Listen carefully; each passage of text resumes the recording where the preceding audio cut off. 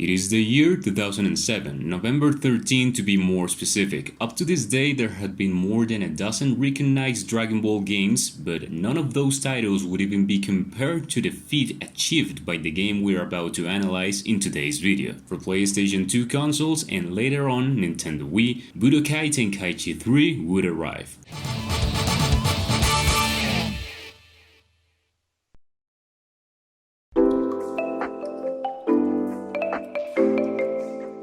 I don't know where to start, I really don't. This game has a lot of material to review, material that not everyone can appreciate, but here we will do it. If we reach 150 likes in this video, I will bring you the next analysis of the next installment of the Tenkaichi saga as soon as possible. And well, let's start to today's video tour. This is the closing of a memorable original trilogy for the Dragon Ball games, and by this point it is very possible that more than one of you have already seen my video about why I think this game is the best in its style of all history. If you have not seen it, take a look at it. I recommend it. But as a starting point, I want you to keep in mind that this is not a second part of what I gave to understand in that video. It is the analysis of the game itself, with the same parameters that I use in the review of any other game that I do in the series. So without more, let's see everything that Budokai Tenkaichi 3 has to offer. As always, we will start with the story mode, the mode that could practically be considered the representation letter of every Dragon Ball game released in the decade of 2000s. This story mode did a very risky task: compression. The responsibility of compressing several battles separately into a single chapter of each saga was given, that is, how the fight against a primordial adversary such as Raditz and Nappa were not divided into separate chapters, but it was condensed in a single scenario varying between fighters. Story mode actions are executed through the R3 command, the right analog. This had different functions depending on the end of the narrative: change the fighter at the time of the story, use a technique, transform, or activate a dialogue. However, this can also act as an anticlimactic mechanic, although the player can feel the rhythm of events in a more simple and summarized way without the need to go throughout any kind of filler like Tenkaichi 2. If the player decided to finish the opponent completely, the chapter ended abruptly, and it feels like a slap in the face to remind you that, hey, this is the same story that you already know by memory, you are only simulating it one more time, but in the new game you just purchased. And that's a very important point. We all know the history of Dragon Ball Z up and down at this point of our lives. That's no secret to anyone, and believe me, even to the developers. So bearing that in mind, they have the responsibility to develop new ways to experience the same story. It is like saying same but different. It is not what you are going to tell, it's how you tell it. That's why the story mode of Budokai Tenkaichi 2 was so praised. For all its problems of repetitiveness and purpose filling, it showed what a Dragon Ball story on a PlayStation 2 was capable of if told the right way. The representation is what counts here, the mechanics you give the player to close to the key moments of the story, and in this route, those valuable elements, I did not feel them at all. I'll tell you, the story mode is not the fault of this game. Now, the blows to some opponents do not even affect them when they are much stronger than us, and vice versa. If they had set power levels, as stipulated in the series, more than everything you can get to appreciate this in story mode, if Broly has an absolutely unreachable power for you at that moment, no matter how many times you hit him, the damage will be practically null. And also, if Gohan can end the Cell Jr. in a few seconds, the game allows you to do it here too. You must even die at certain moments without the game telling you, but it is the right way to advance. Something funny, it is how they put Piccolo to rescue Gohan all injured and with torn clothes even before Nappa's attacks connects. Goodbye, my friend.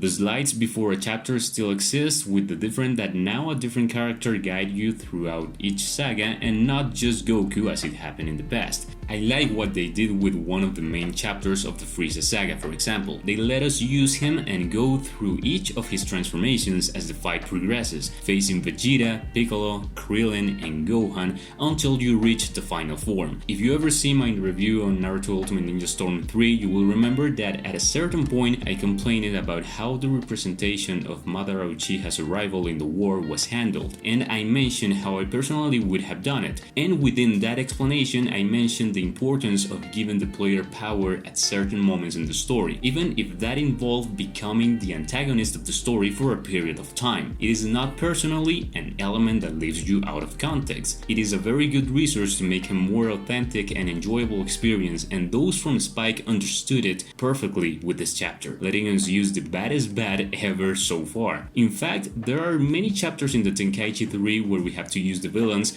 and on none of those occasions I feel I was on the wrong side. There is no side, there is only one story to represent, and if this is the way they present to me, being a crazy Saiyan with all the enemies, count on me. But well, even though the chapters to compress the fight seems good to me, that method affects a little some parts of great intensity like the death of Krillin. Also, things like the change of a scenario make the chapter have to end to go to the other playing field. They skipped a lot of important content and that they have due appearance in previous deliveries, such as the fight against Sarbon and Dodoria, the change of Goku's body with Ginyu, Piccolo against 17, Piccolo against Cell in his first form, Vegeta against 18, the Kids Martial Arts Tournament where Trunks and Goten were, the fight of Gohan and Dabura, Bad Majin Buu against the Good One, Gotenks against Super Buu, and Mystic Gohan against Super Buu. The amount of wasted content is very much, and the shortcomings of this story mode become much more evident when we notice that absence of those so polished and well-achieved in-game cinematics of the second installment. There is nothing of this. There are only dialogues with the static character models,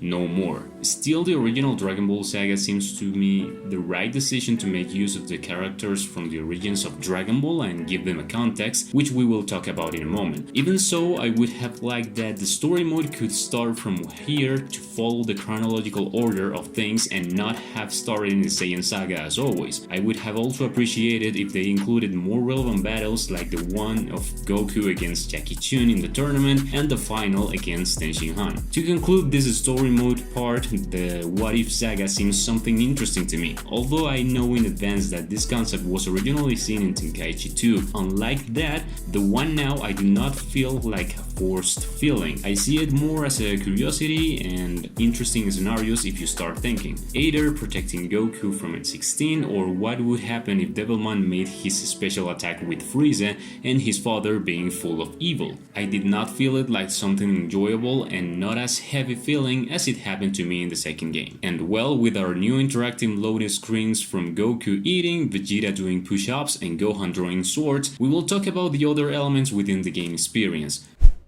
Tournament were turned into the most classic methods to unlock more content in this title, settings, characters, and improvements.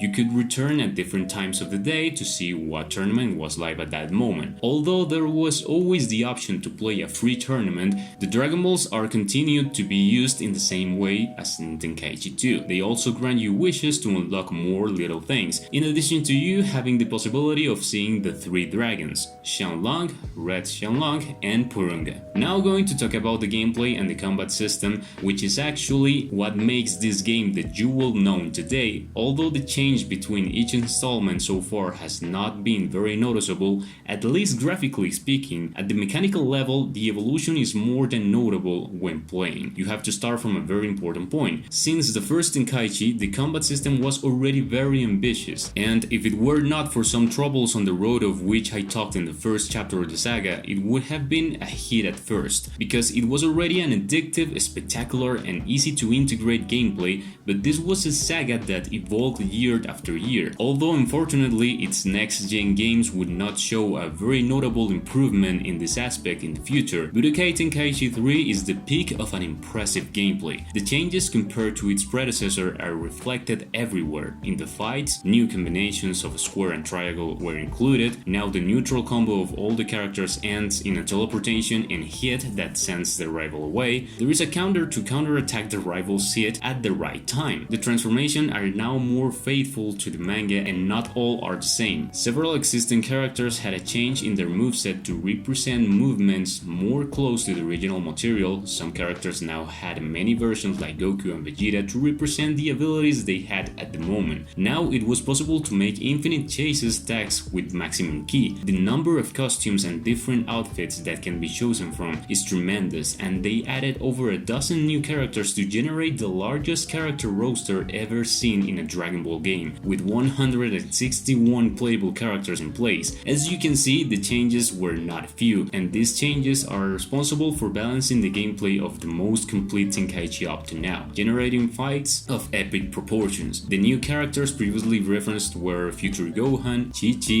Namu, Eider, Arale, Tambourine, Peel of Machine, Devilman, General Blue, Tao Pai Pai Cyborg, King Vegeta, Dr. Willow, Fasha, Babidi, Spopovich, King Cold, more Freezer soldiers, and Neil. In addition to now most Saiyan characters have their respective transformation into great apes. In conclusion, Budokai Tenkaichi 3 will not be the favorite Dragon Ball game of many, and according to what I have tried, I was very objective in this video. I gave to understand the strong and weak points of this delivery, but above all, I also highlight why for me and for almost an entire generation of video games, this is one that will hardly be dethroned. The fights and moments you can generate here in an afternoon with friends are simply amazing, and if there is a Dragon Ball game for you that offers such valuable moments, I would love you to share it below in the comments. For the next chapter, we will return with the Tenkaichi saga, and I hope to see you there. I remind you that you can keep in contact with me throughout my social networks that I will leave you below in the description. And well guys, thank you so much for watching, that was all for today, and I will be watching you in the next video. Take care and see ya.